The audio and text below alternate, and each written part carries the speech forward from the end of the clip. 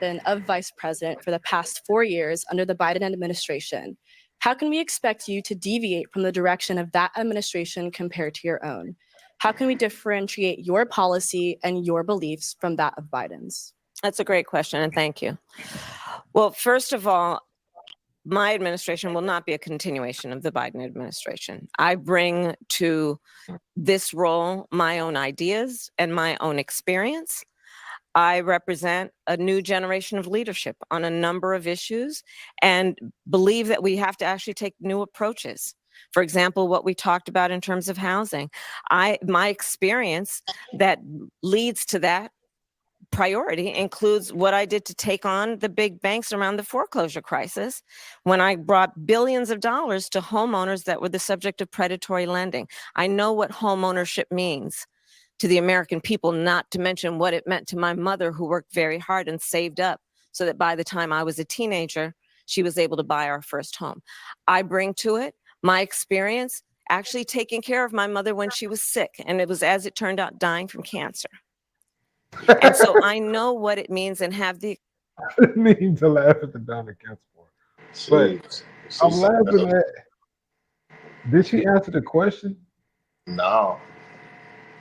Do you even remember what the question was? And I'm noticing now, every time she talks, she's trying to distance herself from who she currently works with. Now she's finally starting to do that. She hasn't been. No, I know, but now, but she's not even really doing it. She's still saying the same thing. Like she's been saying, that I'm not Joe Biden, I'm not Donald Trump. What does that mean? Like Kamala Harris, she trying to tell y'all she gonna be whoever the people want. The way she be evading these questions, like, is beyond me. And how people can sit here and say that they're going to vote for this lady, and she's not able to articulate on any topic, on any subject, and she's been in office for 3 years now. I just want to see her be a human. Like, I just want to see her like talk without a talking point. Like, just have a conversation. Because right now she blinking to death. She got to look away for a second.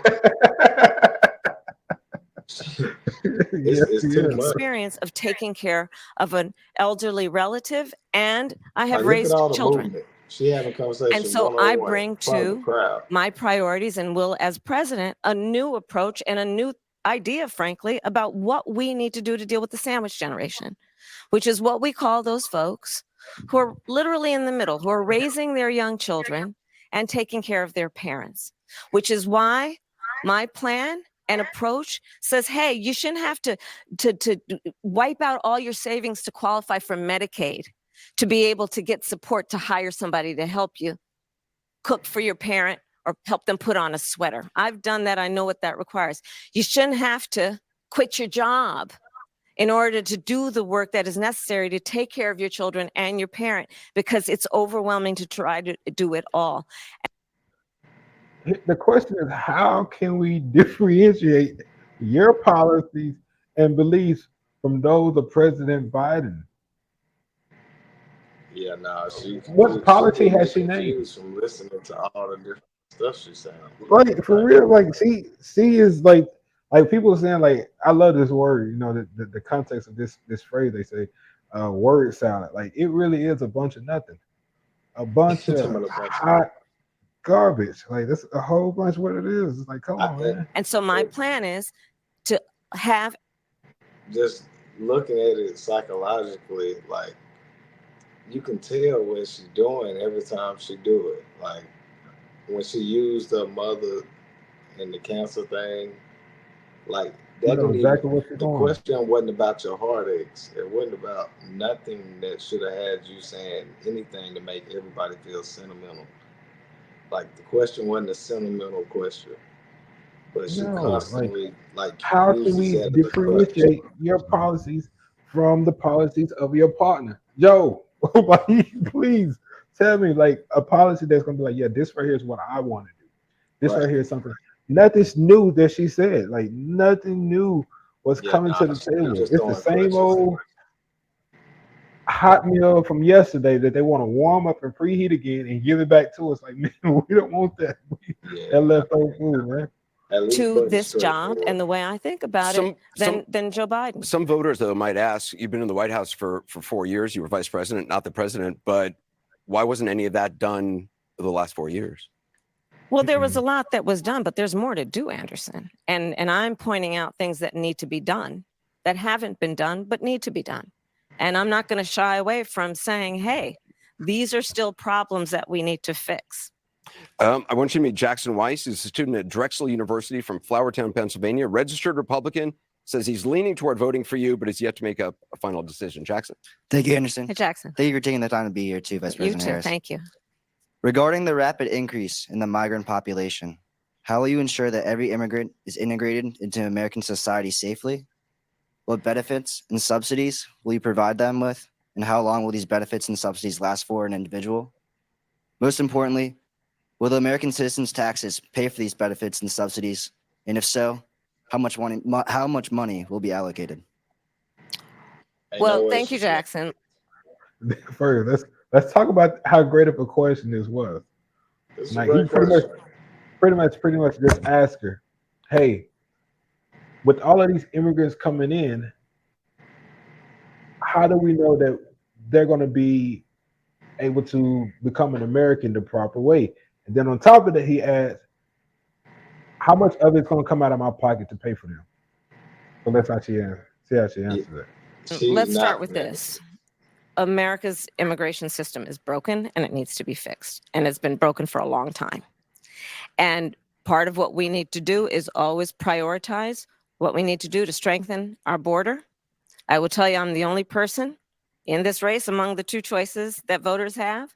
I've personally prosecuted transnational criminal organizations in the trafficking of guns, drugs, and human beings. I have spent. What does this got to do? Look at the question at the bottom. How will you integrate immigrants into the U.S. society safely? She ain't answered this. She's talking about, I'm the only one that's been a prosecutor. Prosecuting. That's what she said. Answer my question. And then what benefits will you give them? She's not answering the question at all, bro. I do not like that, man. I think she just a significant part of my she's tough on the border. Like, no, it's not that. It's Buddy's stance. Buddy was already running off of this.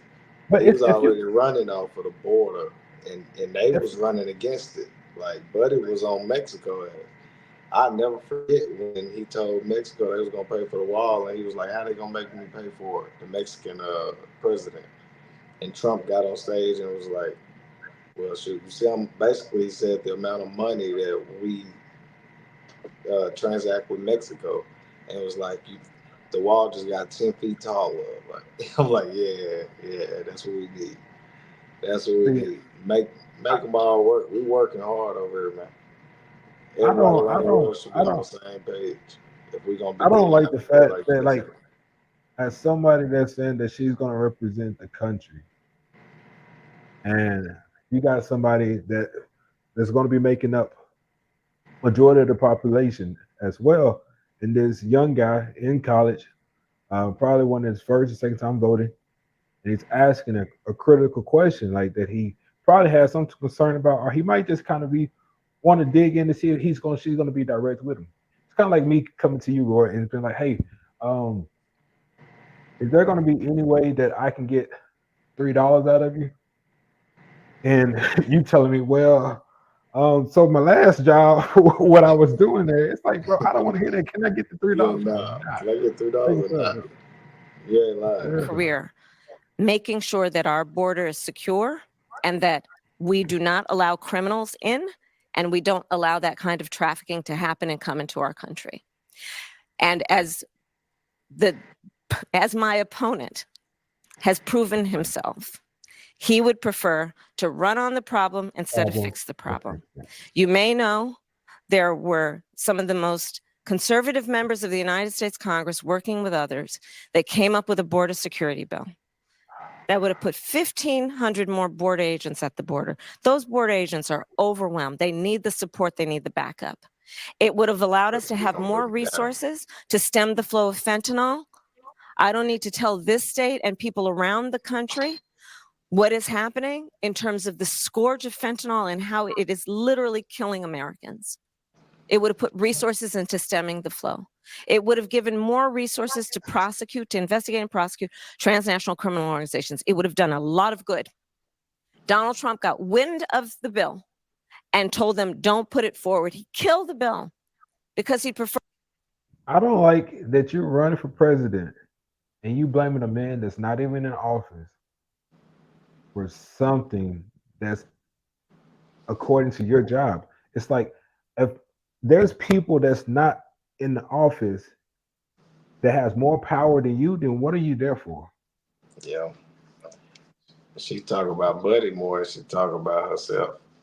And she still didn't answer the question. Like she blaming Trump about a wall thing. It's like watch what Anderson asking right here. For to run on a problem. How can this is the part confusing me though.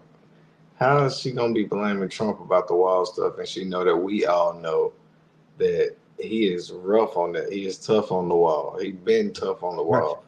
Watch what Anderson asking right here. Instead of fixing a problem, we have to have a secure border, and and that includes requiring people, hardworking people, to earn citizenship and do it in a comprehensive, humane, and orderly manner. Let me ask you about that. I mean, you talk about the bill that Donald Trump quashed. That was in 2024. You talk about the bill he tried to get passed in 2021. That wasn't able to get passed.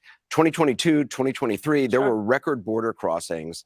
Your administration took hundreds of executive actions. It didn't stem the flow. Numbers kept going up.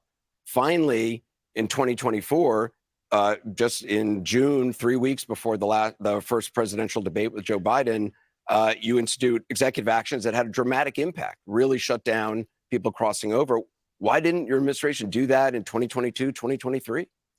First of all, you're exactly right, Anderson. And as of today, we have cut the flow of immigration by over half. In fact, the numbers I saw most recently, illegal immigration. But if it was that easy with that executive action, why not do it in 2022, 2023? Because we were working with Congress and hoping that actually we could have a long-term fix to the problem instead of a short-term fix. You couldn't have done one and both at the same time? Well, here's the thing. We have to understand that ultimately this problem is going to be fixed through congressional action.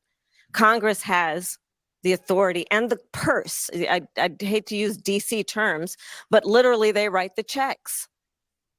Part of the issue is in order to really fix the problem at the border. I was just at the border recently talking with border agents. You know what they talk about? Yes, they are overwhelmed.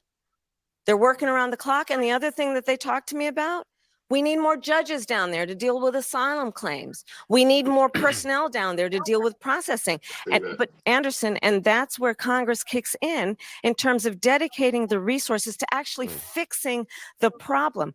We have dealt with it such that, to your point, we now, as of today, as of our visit, have lower undocumented immigrants and illegal immigration than Trump when he left office. That's true. But we need a permanent solution, and that requires bipartisan work. Do you wish you'd done those executive orders in 2022, 2023? I think we did the right thing. But the best thing that can happen for the American people is that we have bipartisan work happening, and I pledge to you that I will work across the aisle to fix this long-standing problem. I think the American people are demanding it. On both sides of the aisle. And it's time we actually put the partisan approach to this aside. We know what can work. Well, let's talk about this compromise bill that you want to pass if you're elected. You said that's going to be a priority. It includes $650 million in funding. He just asked her about the wall. And in 2024, June 2024, you put that bill in so that you can stop the flow, and it stopped about 50%. She's excited about. And he said, why didn't you do this in 2021, 2022, 2023? And there's no reason. Oh, we need to get a long-term. Why couldn't you put the short-term thing that's working in now until you got the longer-term fix for it?